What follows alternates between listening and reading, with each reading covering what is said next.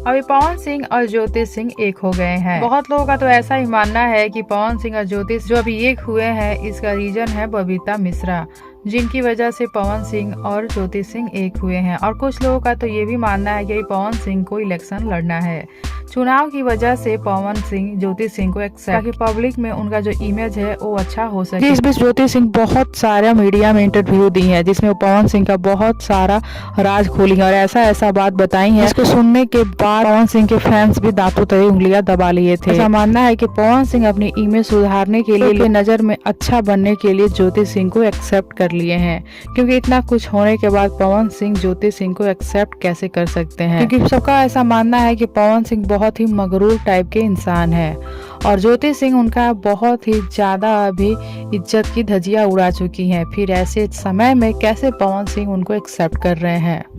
तो आप सबको क्या लगता है कि क्या पवन सिंह चुनाव की वजह से ज्योति सिंह को अपनाए हैं? कमेंट बॉक्स में जरूर बताइएगा।